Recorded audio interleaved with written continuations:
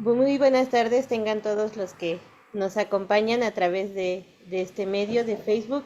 Nos da mucho gusto tenerlos nuevamente aquí con nosotros. Agradecemos la presencia de AMECAT, de la Asociación de Pacientes de Cáncer de Tiroides de México.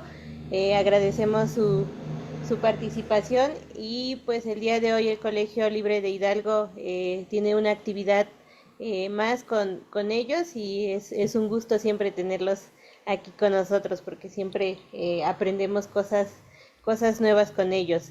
Y en el marco de las actividades del Día Mundial de las Enfermedades de la Glándula Tiroides, eh, tenemos hoy una sesión que se llama Café Tiroides con el experto hipotiroidismo y resistencia a la insulina. A continuación, pues cedo la palabra para que nos presenten a la doctora, quien nos compartirá un poco de esta información el día de hoy. Muchas gracias. Buenos días a todos. Bueno, pues aquí estamos una vez más con una sesión de Café Tiroides con el experto, con la doctora Ariana Canché. Ella es médico internista, nutrióloga clínica, conferencista y bueno, desde hace 11 años que iniciamos, ella nos apoya en compartir sus conocimientos, en apoyarnos a los pacientes con todos los temas que tenemos después de la cirugía por el cáncer de tiroides y con el hipotiroidismo. Muchas gracias, Ariana, por seguir aquí con nosotros y pues adelante, listo. No, pues muchas gracias a ustedes. Voy a compartir. Sí, Y, adelante. y es cierto, ya tenemos 11 años.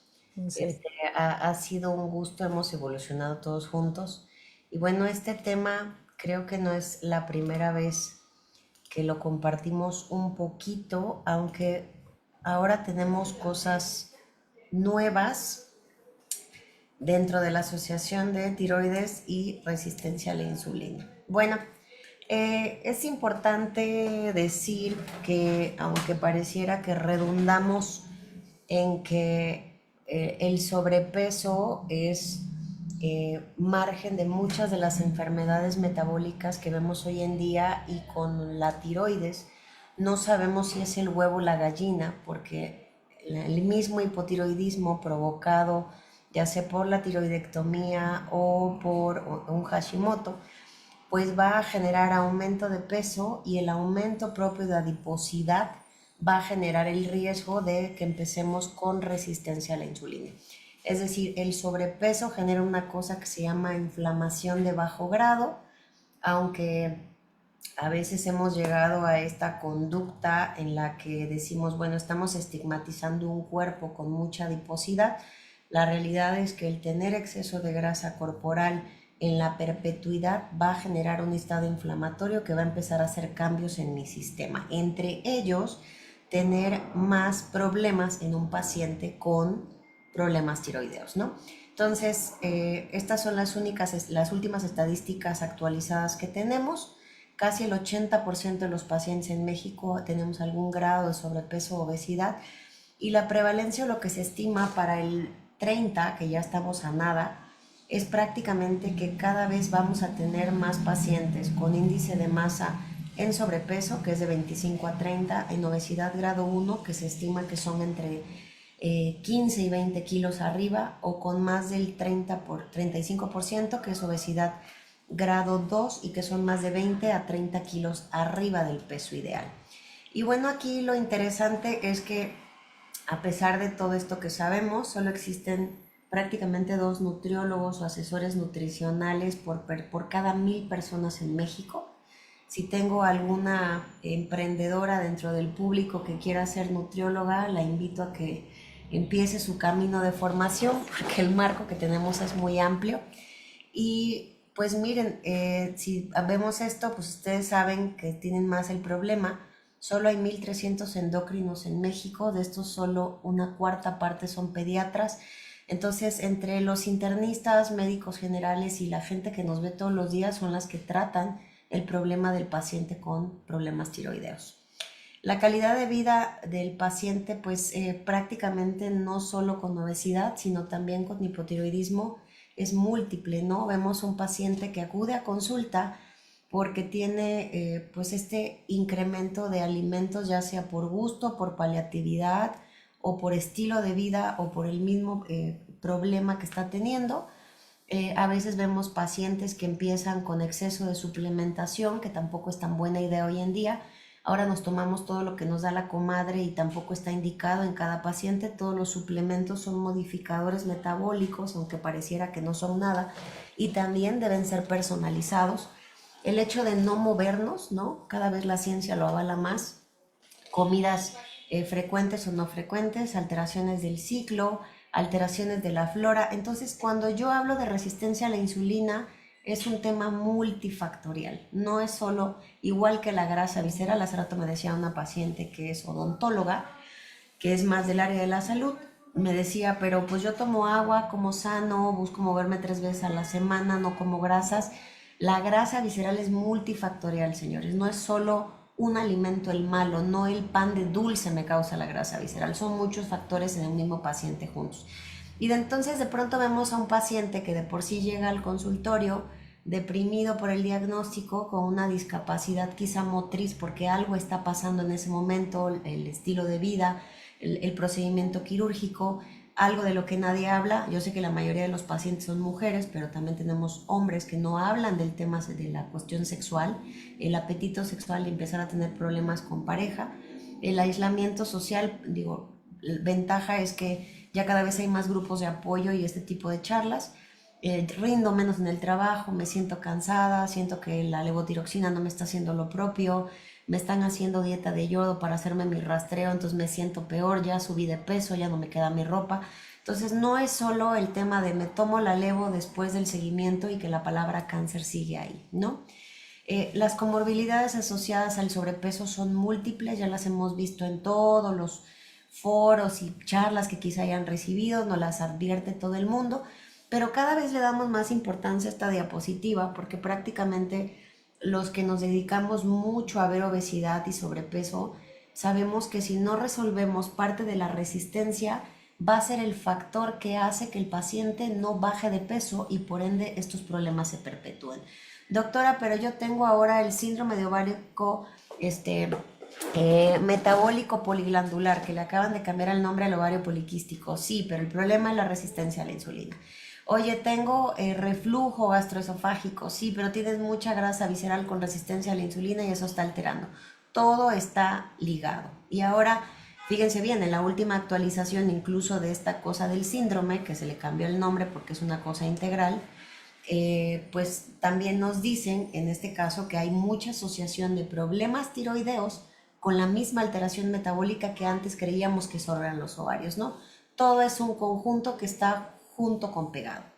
Antes decíamos las causas del incremento de peso. Ah, bueno, pues esta mujer no se mueve, es una floja, tiene ansiedad, come mucho. No, es multifactorial.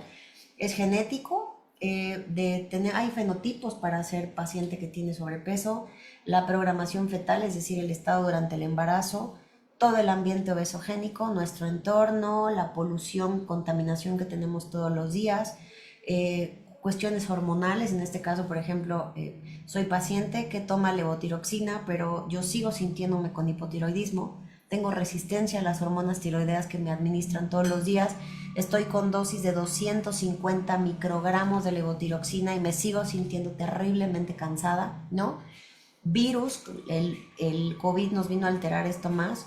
Oye, tengo un trabajo hago 1 hora de ejercicio, pero me paso sentada 12 horas. Yo hago veladas de noche porque soy enfermera. Empiezo a tener colitis. Por lo menos el 80% de las pacientes con problemas tiroideos tiene disbiosis intestinal. La mayoría se inflama y tiene la famosa colitis, ¿no? Que también tiene una influencia hormonal por estrógenos. También tiene que ser psicológico, cómo, porque es lo único que tengo. De pronto en este camino de las vitaminas, pues resulta que la vitamina D aumenta la resistencia a la insulina, que la baja de sodio me da mareos y hace más la distribución de líquidos, cuando antes me dijo el cardiólogo que no podía comer sal, ¿no? Ahora sabemos que sí necesitamos, pero en cierta cantidad. El selenio es súper importante, igual que el zinc para la salud tiroidea, ahora lo sabemos, pero ¿a qué dosis también? Obviamente no moverse, 1000 factores. Oye, pues es que a qué hora me muevo, me hago 3 horas en el tráfico, paso 8 horas sentada y tengo que mantener a mi familia. No me puedo dar el lujo de ir a un gimnasio. Bueno, también hay maneras de hacer eso. Obviamente fármacos, que si estoy en hiper y estoy tomando Inderalicio, propanolol, que si tomo metoprolol para otro problema de hipertensión arterial, que soy un paciente que toma cierto grupo de fármacos que interfieren con la bajada de peso. Entonces, esto es multifactorial, es decir, el paciente de por sí lucha con el incremento de peso, que es el factor que genera la resistencia a la insulina, pero aparte tengo el problema tiroideo. Entonces, cada vez la cosa se vuelve más difícil y más complicada. La resistencia a la insulina, señores, no solo es tengo negro mi cuello, tengo verruguitas en el cuello porque tengo virus de papiloma que se exacerba, más la famosa cantosis nigricans, que a veces no solo el cuello, a veces puede ser los codos, a veces puede ser abajo de las mamas, puede ser en el estómago o en las axilas, incluso y se me puso negra, a veces puede ser resistencia, nudillos de los dedos en los niños, ojo, y les da mucho, pero también puede ser aunado al ovario poliquístico, por ejemplo, a problemas tiroideos. De pronto ya me salió barba como si fuera mujer barbona, o Ari, se me está cayendo el pelo. Ya no sé si es la tiroides, ya no sé, pero resulta que a veces la tiroides está bien controlada, pero tengo resistencia a la insulina. La resistencia a la insulina da cansancio, da bochorno, señores. Llegan un chorro de mujeres de mi edad, tengo 43 años, y me dicen, doctora, es que ya estoy en la menopausia, no me la mueles, ¿no? Pues casi me estás diciendo que yo también ando en el climaterio cuando todavía nos faltan 10 años, compañera. Y a veces resulta que estos bochornos y cambios de presión son un tema de resistencia a la insulina que no estoy tratando, controlando ni medicando, y resulta que todavía mis estrógenos me duran para rato. Entonces hay que discernir que no solo el cuellito negro es un dato de resistencia a la insulina, sino que es más complicado. Entonces aquí vemos pacientes que aparentemente se ven con sobrepeso y se ven muy alegres y muy sanos, y a veces las glucosas también salen igual de bien, pero no vamos a la profundidad.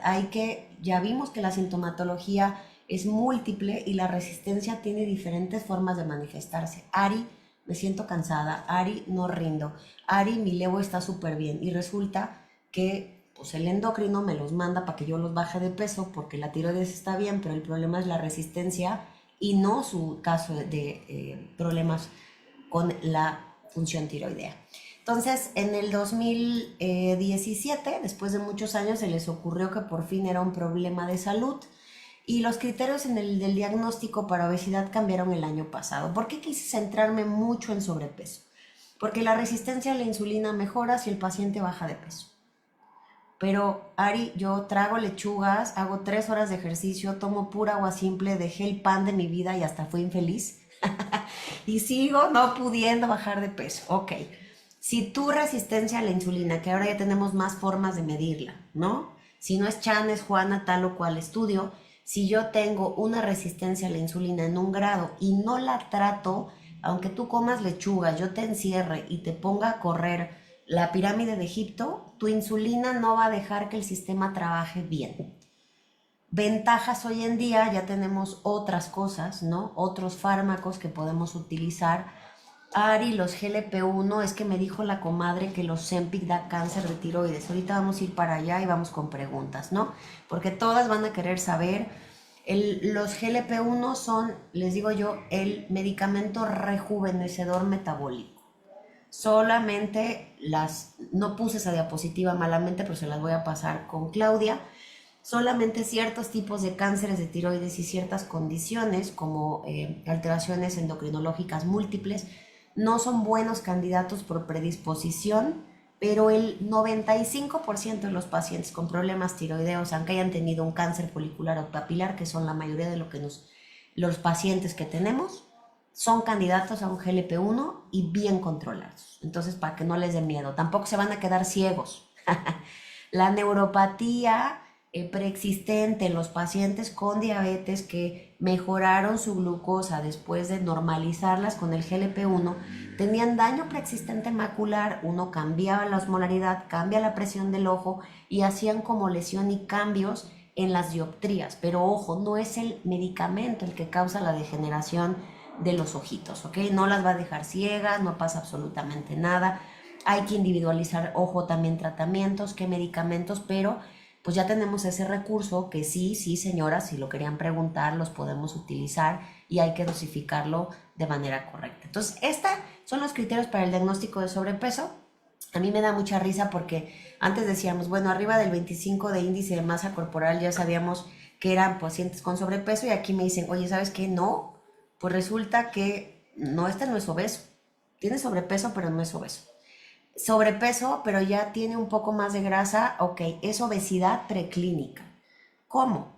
Ok, bueno, pues todavía la masa muscular es normal, pero si yo tengo un paciente con un índice de masa corporal alto, ¿no? Sin grasa, como este Arnold, dices, ah, bueno, pues no es obeso, pero ¿cuántos están ahí, señores? ¿No? Son poquitos. Los que vemos regularmente son obesos preclínicos, que es la famosa amiga que tengo que tiene 15 o 20 o 30 kilos arriba, que sí tiene grasa arriba, su masa muscular es normal o discretamente sarcopénica, pero que no tiene síntomas, pero que ya se mueve y que la glucosa está normal. Pero lo que quiero que entendamos es que esta clasificación, bueno, y los amolados, ¿no? Que son los últimos. Pero lo que quiero que entendamos aquí es que vamos a empezar a tratar la obesidad o el sobrepeso desde un índice de masa corporal de 28 con exceso de adiposidad y datos clínicos de inflamación de bajo grado. Entonces, si tengo 10, 20 kilos, no bajo de peso, tengo datos clínicos de resistencia a la insulina o alguna condición, ya soy candidato para empezar a recibir tratamiento. Y el tratamiento que tengo hoy en día para bajar obesidad y por ende también resistencia a la insulina es todo esto que vemos aquí.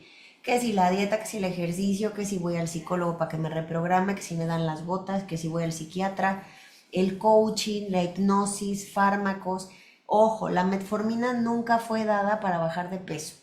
Fue dada porque si la resistencia a la insulina no se controlaba, nos dimos cuenta que el paciente no mejoraba el control de peso. No es que lo hayamos utilizado como un anorexigénico, ¿no? Y entonces esta inflamación de bajo grado va generando disfunción en todos los sistemas. Inflamación vascular, aumento de adiposidad a nivel central, hace que el músculo se infiltre, hay grasa y también disfuncione. Es un músculo grande con grasita y sarcopénico, pero que no me hace nada. Ojo, si yo tengo mucha masa muscular infiltrada con mucha grasa, es un órgano muscular disfuncional. El 80% de la glucosa la maneja el músculo. Si yo no tengo músculo, más descontrol glicémico, más resistencia a la insulina. La diabetes, la Asociación Americana de Diabetes el año pasado sacó una nueva definición de diabetes. Pacientes flacos, sin masa muscular, sarcopénicos, con diabetes por falta de receptores insulínicos. Entonces, no tener músculo también hace que la resistencia a la insulina empeore. Entonces, no nada más es tener mucha grasa, sino que ahora si no tengo músculo me va peor. Y ojo, porque hay algo que aquí no nos dicen. Entre menos receptores musculares de insulina tengo, es directamente proporcional a los tiroideos. Menos masa muscular, más riesgo de resistencia a la insulina, más riesgo de que mi levo no se active de manera correcta y aunque yo tenga dosis altas me siga sintiendo con hipotiroidismo. Nos tenemos que mover, señoras, aunque no querramos. No sé cuál es la edad de la audiencia, pero la mayoría son como de mi rodada para arriba. Entonces, nuestra moneda segura para la vejez y el anti-aging es el ejercicio a cualquier nivel. No significa que se tengan que ir a hacer CrossFit 3 horas, movernos. Entonces, fíjense, pareciera que algo nos hizo brujería, porque todas estas hormonas que ven aquí son las culpables del apetito. Entonces resulta que yo tengo un chorro de hormonas que me están dando efecto para que yo no coma. Y solo hay una que me hace comer, pero pareciera que la ecuación no funciona en general. Aquí entran los GLP-1, ¿no? Que se producen en el intestino delgado. Entonces vamos a tener un chorro de moléculas, quizá en algunos años, que nos sigan ayudando al control de peso. Pero bueno, ya empezamos por ahí. Y entonces de pronto, yo aparte de toda esta biología, yo me enfrento a la comida que tengo hoy en día.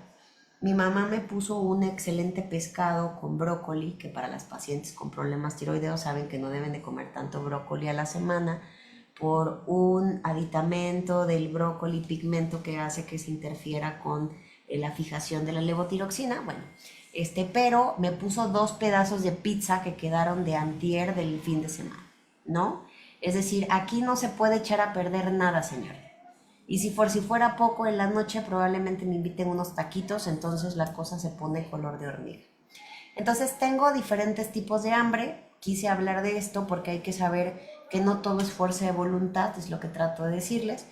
A veces es el hambre física que tengo porque entrené 2 horas, a veces me dejó el marido y me quiero comer un bote de helado, a veces simplemente tuve mucho trabajo y estoy en la computadora y necesito picar algo, a veces es que huele delicioso ese pan o las cookies, ¿cómo se llaman? Estas Sukis del Palacio de Hierro, cuando paso utilizan aromaterapia y entonces me quiero comer 1 kilo, ¿no?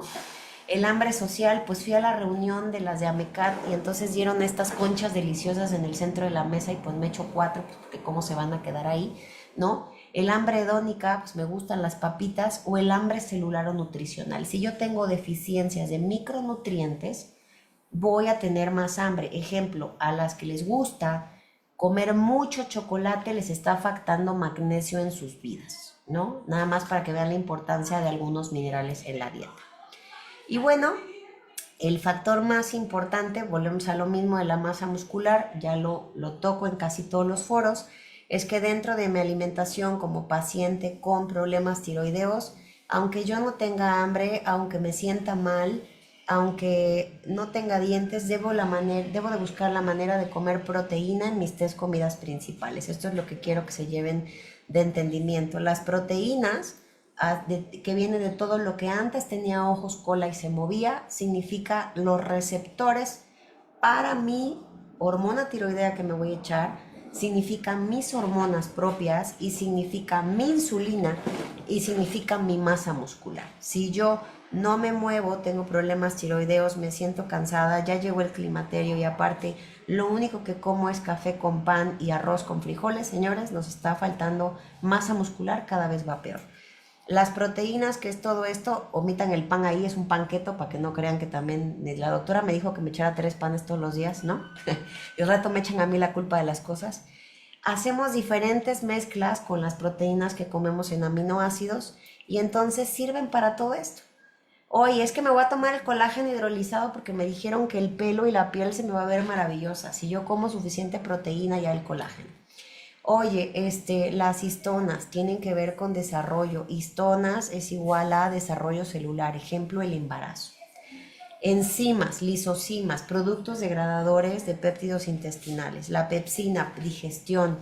Ahorita que estamos en el tema de los GLP-1, los medicamentos son tan potentes con el apetito que los pacientes, si no tienen buena alimentación, pues prefiero comerme una galleta con un cafecito y no como proteína porque no se me antoja.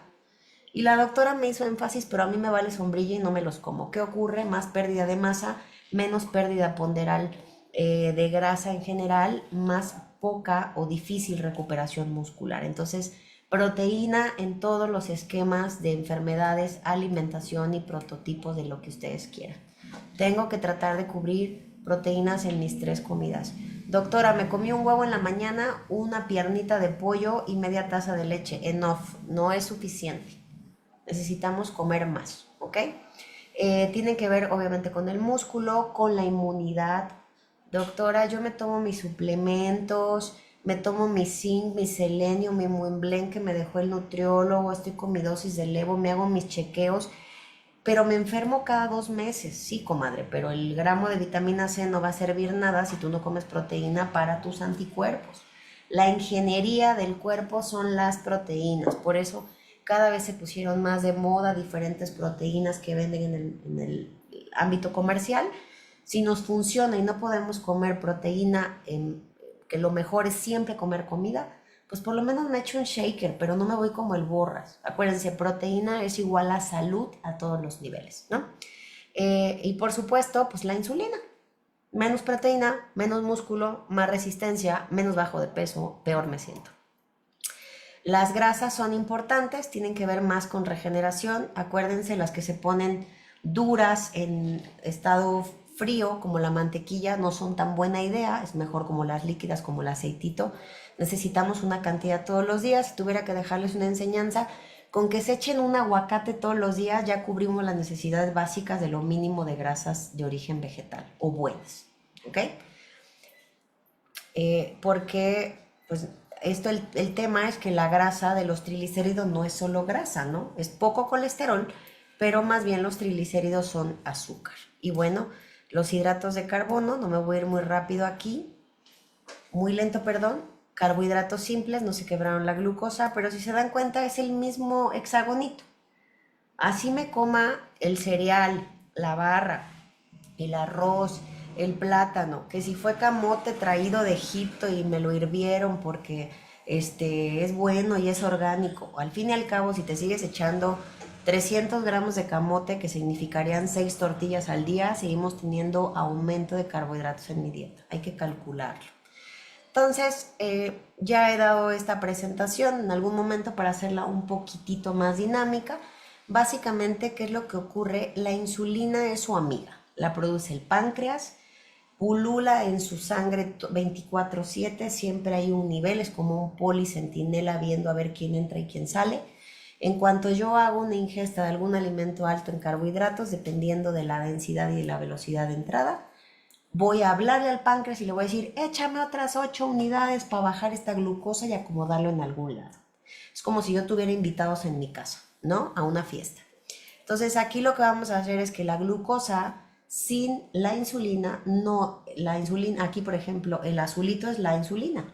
Si no hay insulina, no pasa al interior de la célula y se queda en nuestra sangre. Entonces yo siempre les pongo, la zanahoria tiene los 3 índices de insulina. Alimentos altos en índice glucémico tienen más riesgo de generar hígado graso y por ende también páncreas graso, que significaría inicio de resistencia a la insulina. Entonces sí, el aumento de grasa visceral puede condicionar problemas de resistencia a la insulina más severos, ¿no? O sea, de la grasa que tengo, esa es la peor. Entonces tengo la zanahoria, mismas zanahorias, crudas, cocidas y en jugo, diferente velocidad de entrada. Si la como cruda, pues hay que desdoblar y mi intestino tiene que sacudir toda la fibra para absorber la glucosa. Si es cocida, pues me cuesta menos trabajo porque ya viene un poco más blandita para mi tripa. Pero si me la tomo en jugo, en malteada o en coca, pues va a entrar más rápido, ¿no? Entonces yo aquí le pongo como un concierto. Esta es la zanahoria en jugo, es un concierto de Daddy Yankee. Entraron como Juan por su casa, ¿no? 20 minutos, ¿no? Todos pegados ahí en el foro, solo en la central. Entran como locos, la insulina no le da tiempo de acomodar, échenlos para la bodega, ¿no? Entonces va para la grasa visceral. Eso es un índice glicémico alto. Un alimento con poca fibra, mucho más azúcar, mucho más líquida y fácil de absorber, jaleas, mermeladas, batidos, cosas, por ejemplo, carbohidratos con mucha grasa hacen también mayor pico de insulina, como un churro, como una dona, como la pizza, ¿no? Que me dio mi mamá, por ejemplo, hacen más pico insulínico. Zanahoria cocida, flujo medio, pues entran al concierto del sol, todos ordenados, un poquito más de gente, pero pues todavía hay lugares para todo mundo, le da más tiempo a la insulina de acomodar dónde va cada cosa. Y por supuesto la cruda, es decir, la fibra, yo siempre les digo, si no les gustan las verduras, señores, está bien, a mí tampoco me gustan, me las como porque sé lo que hacen. La fibra finalmente sirve para que el índice glucémico sea menor. Más fibra significa entrada más lenta de glucosa, que sería como un concierto de Pavarotti, todos ordenaditos, bien acomodados, nadie empuja, nadie hace nada. Menos pico insulínico, menos riesgo de hacer hígado graso, más facilidad para la absorción de lo que estamos comiendo. Entonces, por eso es que yo luego les digo, los panes integrales, es que me comí un Garibaldi, con mucha fibra en lugar del normal. Sí, eso no es light. Light significa bajo en calorías. Lo que es integral significa que tiene más fibra y por ende va a tardar más en absorberse, pero no significa que tenga menos calorías, ¿ok? Pero bueno, pues si vamos a comprar el pan con fibra, pues mejor le echo una lechuguita y le ayudo más, ¿no? O sea, más que estarme haciendo pelotas con los panes ahora raros multigranos que tampoco son tan light, porque ahora resulta que con esto de las cosas y la aberración al pobre gluten, pues se compran los panes sin gluten y pues no significa que sean más bajos en calorías. Una rebanada de pan de masa madre o sin gluten tiene a veces 2 o 3 veces las calorías que un pan blanco Bimbo. O sea, entonces, por eso el contexto es que depende en qué paciente tengo que dar ciertas porciones y si realmente le funciona o no le funciona. Y bueno, con toda esta información, ¿qué nuevo reto nos planteamos los doctores? Bueno, la medicina ha cambiado. Ahora creo que tenemos la obligación de ser un poco más empáticos con los pacientes, de entenderlos más, de acercarnos más a la problemática que ustedes necesitan, de darles un poquito más de información en contexto en el que sea más fácil de resolver, en que no tengamos este estigma de yo soy Dios y entonces no puedo darte la información necesaria, porque al final tenemos más información y lo que nos corresponde dar información más veredicta, benigna. ¿Qué nuevo enfoque debe tener la obesidad? Aquel paciente con sobrepeso y que aparte va a tener en muy alta probabilidad, si eso se perpetúa en algún momento, resistencia a la insulina. Y si ese paciente aparte tenía un problema, le tocó la lotería de tener un cáncer de tiroides, el pronóstico es, le ponemos una monedita más a la olla. Y si aparte tenía otras enfermedades crónicas, más degeneración. Es decir, lo que se pugna aquí es que la resistencia no necesariamente tenga que venir acompañada del problema tiroideo. Si yo soy un paciente que de por sí ya tuve que lidiar con el cáncer, con el proceso y todo lo demás que esto implica, tanto médica, física y psicológicamente, quitarle la carga de todo lo que el sobrepeso y lo que eso conlleva aumenta la comorbilidad de mis pacientes. ¿Cómo debemos abordar el paciente con obesidad? Con empatía y ofreciéndole todas las alternativas. Por eso le digo, ustedes ya están en el paraíso, ya tenemos más drogas, más cosas, todos vamos a poder ser flacos, ¿no? El manejo del paciente que vive con obesidad, pues obviamente hay que motivarlo, tiene que sentirse satisfecho con el tratamiento, debe de ser personalizado. La dieta tiene que ser adaptada al tipo de paciente. A lo mejor a alguien le funcionó el keto, pero a alguien que si la de la luna, que si yo la de los grupos, que si la de los puntos. Y yo siempre les digo, si el sobrepeso, así como el paciente con algún problema médico, ha tenido sobrepeso o obesidad toda su vida, es una enfermedad crónica. No voy a poder soltarlo, es como un alcohólico. El alcohólico después de 15, 20 o 30 años puede volver a recaer. Necesita estar en apoyo constante para que no vuelva a regresar al punto de partida o recaiga. Lo mismo pasa con el paciente con sobrepeso. Oye, te ves increíble, ya te cirugiaste toda, bajaste 40 kilos, estás como, ahora eres la Maribel Guardia de la tiroides, ¿no? Y resulta que ñacas.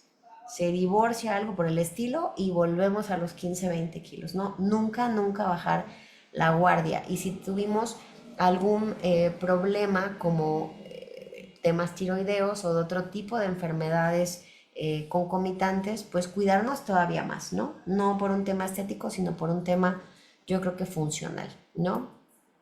No me voy a quedar mucho aquí. Ok, ¿cómo se beneficia la pérdida de peso en el paciente con problemas tiroideos? ¿Ok?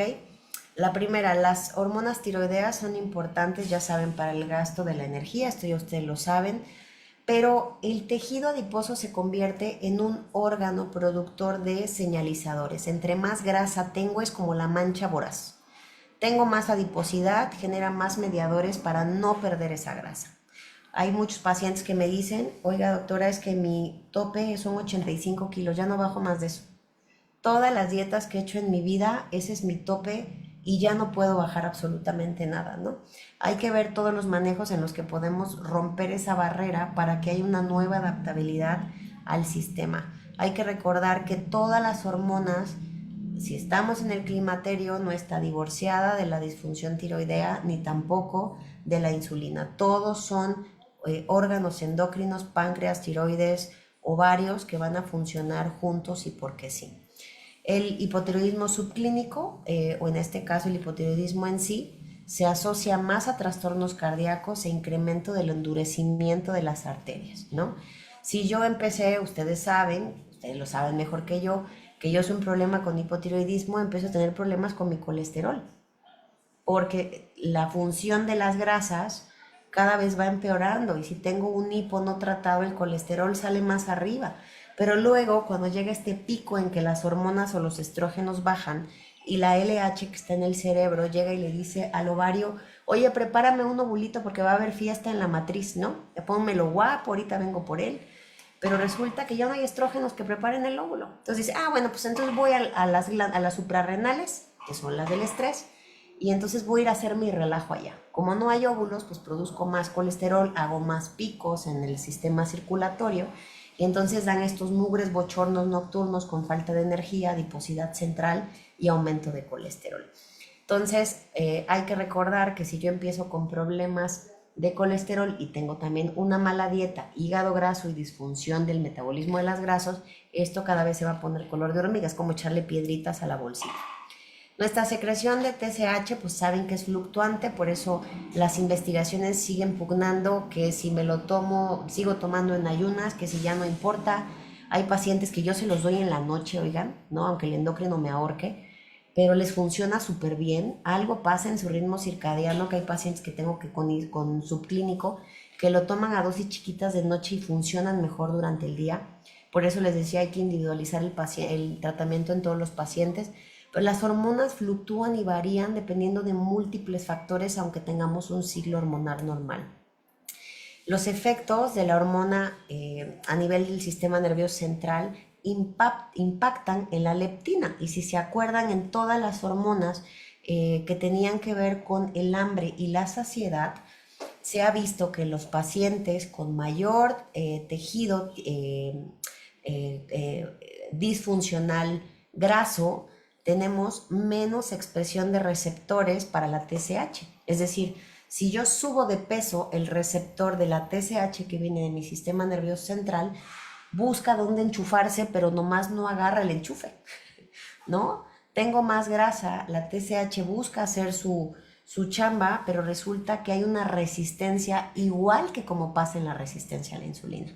Entonces, así como ocurre que el exceso de adiposidad genera que la insulina mal funcione, lo mismo pasa con los receptores de hormonas tiroideas, ya sean endógenas o las que yo estoy administrándome por vía oral. Entonces, esta resistencia existe, hay varios artículos interesantes desde el 2011, tendrían que hacerse estudios genéticos exóticos, ¿no? A veces hay cosas tan simples en la consulta como que resulta que esta mujer tiene un síndrome de intestino multireaccional, que quizá haya que ajustar su sistema, ¿cómo se llama? Gastrointestinal con esa alteración de la biota, y eso mejora la absorción de las hormonas tiroideas y no tiene nada que ver con una resistencia periférica, pero hay que individualizar los casos.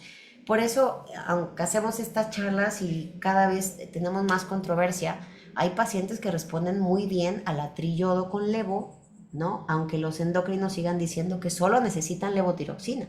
Hay pacientes que les das un poquito de T3 y puta, jalan de volada porque había mucha resistencia periférica, ¿no?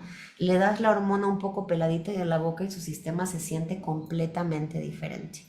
Entonces, el manejo con levotiroxina en obesidad, hay muchos pacientes que a veces no es el caso, muchos pacientes con mucha adiposidad, muy gorditos, que hacen hipotiroidismo del paciente obeso, se llama.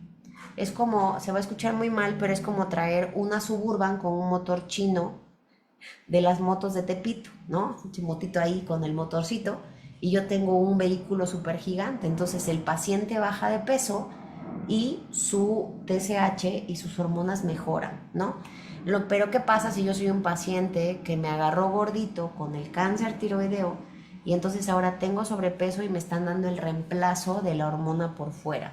Tengo que ver por todas las de Caín, tratar de bajar de peso de todas las formas para que yo, lejos del tema estético del peso, pueda sentirme sin sintomatología de hipo y mi calidad de vida mejore muchísimo, ¿no? Solo los pacientes con hipotiroidismo saben lo que siente estar sin el reemplazo de la hormona, ¿no? Lo cansadas, estresadas y deprimidas que se sienten. Y bueno, ya casi para cerrar, entonces las insulinas o la insulina son nuestras amigas, ellas no son las culpables. Ellas, aunque las vean ahí muy coquetas, guapas en el hospital, rechazando pacientes para entrar al consultorio porque se me figuran como enfermeras haciendo distribución de gente, Su trabajo es acomodar. Si el sistema está mal regulado, no es su culpa. Ellas tienen una chamba que es meter la glucosa a algún lado, no la pueden dejar en sangre. Pero, oiga, doctora, es que entró más glucosa y la insulina dice, oye, pero pues es que ya la célula grasa dice que ya para qué le sigo metiendo más allá al costal. Pues mejor lo guardo en otro lado, ¿no? Porque ya hay tanta energía en el sistema con el sobrepeso que la insulina, aunque siga haciendo su chamba, ya no tiene cómo funcionar porque no hay a dónde meter o utilizar el tejido de reserva, ¿no? Entonces, acuérdense que la glucosa tiene estos picos de insulina. Si yo como más fibra, como enseñanza, es decir, Ari, ¿cómo le puedo hacer de manera fácil, rápida y for dummies para tratar de bajar mi resistencia a la insulina? Ok. Si yo tengo que hacer mis 3 comidas, debo de empezar con verduras o proteína. Las 3 comidas. Primera, debo de tratar de comer fibra en las 3. Eso va a bajar el pico de insulina, va a hacer que yo sienta mayor saciedad a más tiempo y va a hacer que baje más el que quiera comer mucho más azúcar, ¿no? Entonces tenemos aquí los 3 índices glucémicos que semejado en pacientes. El bajo es como aquel paciente que llega con la insulina de la consulta externa y es un paciente pues que llega así normal, lo atiende, no corre, no empuje. Índice glucémico medio, como el concierto de Luis Miguel, pues llego con síntomas de neumonía y requiere más atención. O en el índice glucémico alto, que haga un desastre, ¿no? Para tratar de que me atiendan más rápido, es decir, hago más los famosos picos de insulina. A mí me da mucha risa cuando me dicen, doctora, es que me hicieron mi estudio de curva de tolerancia a la glucosa y salió normal, ¿no? Pero no quiere decir o que no resulte que a nivel inframetabólico o celular yo ya no tenga una disfunción en metabolitos para la absorción o la malformación de glucosa, ¿no? Entonces, aumento de glucosa es igual a aumento de insulina. Si yo como más, necesito más insulina, ¿no? Y entonces dicen, ¿de quién fue la culpa? De la pobre insulina enfermera, del doctor que está en la célula y no lo atendió de manera oportuna, de la glucosa o del pobre IMSS, ¿no? O del ISSSTE, si ustedes quieren. El problema es del sistema, señores, ¿no? Es decir, lo que hacemos nosotros todos los días influye en cómo está nuestro organismo y qué tanto van a empeorar los padecimientos que yo tenga de base. Yo sé que quizá no, yo siempre les decía, pues el hecho de que a un paciente le haya dado cáncer de tiroides, aunque la estadística, la problemática y lo demás diga que hay ciertos factores predisponentes, la realidad es que tocó la lotería genética como en otros tipos de cáncer, ¿no? Algo pasó ahí y a ti te tocó la de Caín, te tocó la mala y tienes el diagnóstico y hay que afrontar esto. Dices, y con eso no puedes hacer nada más que seguir el proceso que es, pero lo que ocurre con el resto del entorno para que eso no se agrave más o no sea un mermante en tu calidad de vida, sí depende de cada uno de nosotros en cualquier contexto. Entonces no existe resistencia a la insulina sin obesidad, salvo en el síndrome de ovario multiglandular poliquístico, ovario poliquístico, como ustedes lo sabían, poliglandular. Hay que hacer algo de ejercicio, ¿no? Es importante hacer actividad y movernos. Yo les dije, oiga, no les estoy viendo que se vayan al CrossFit, señores. Pero si podemos hacer 150 minutos de actividad, aunque sea fraccionada, sí impacta. Oye, Ari, no puedo moverme. Ok, hago un poquito arriba de estiramiento si no puedo mover mis piernas. Oye, no quiero ponerme leotardo para ir al gimnasio y hacer el ridículo. Ok, vete a caminar 15 minutos en la mañana al parque y 15 minutos en la noche, ¿no? Mejorar nuestros hábitos de alimentación. Si no puedo acudir a alguien para que me dé un plan, uno sabe las cosas que no está haciendo de manera equilibrada y tratar de retomar el camino. Y por supuesto ahora ya sabemos que hay que valorar según el grado de resistencia que eso debe de tratarse. Si la resistencia a la insulina, ya sea con berberina, con metformina, con pioglitazona, con CGLT2 o con GLP-1, si no se da el tratamiento, cada vez nos va a costar más trabajo y va a ser un agravante para cualquier problema de salud, incluyendo mi hipotiroidismo secundario. Y bueno, eso sería todo. Voy a dejar de compartir. Ay, muchas gracias, Ari. Gracias por esta ponencia. Excelente. Como dices, ya lo hemos repetido, pero sí han cambiado las cosas, sobre todo con Con el las tema este drogas. con las drogas nuevas, que si te da más cáncer, que si, aparte son carísimas, pero bueno, se puede hacer de muchas otras formas sin usar esa parte, si la parte económica no nos ayuda. Pues contigo ya lo vimos, bueno, ya lo vi yo justamente que haciendo la dieta simplemente y con todo lo que nos indicas de suplementos, lo logramos, ¿no? Poco a poco, pero se logra todo ese tema. Y aquí hay mucha gente saludando. Eri Flores, ¿cómo te podemos contactar? Ya le puse ahí los datos. Eh, Mitze Rebeca, doctora Ariana, muchas gracias por este tema. Una pregunta, bueno, Mercedes Estrada te manda saludos y también dice, doctora, ¿me podría decir por qué si la glucosa diaria se encuentra en niveles de 80 a 90 y la hemoglobina glucosilada se encuentra en 6,5, ya se considera el paciente diabético? Entiendo que los diabéticos usualmente tienen la glucosa por arriba de 140. Ella me parece que toma metformina 2 veces al día de 1 gramo, entonces ya ahí te comentará. Ok. Em, la hemoglobina glucosilada se saca porque la hemoglobina, que es una proteína que contiene el glóbulo rojo, dura entre 8 a 12 semanas, que es el tiempo de vida del glóbulo rojo en el sistema. Entonces, lo que se busca hacer es sacar en un rango de aproximadamente 3 meses, como si fuera un sensor esta proteína, sacar la glucosa más alta contra la más bajas y sacar un promedio, y eso da un porcentaje. Pero eso quiere decir que la glucosa fluctúa 24/7.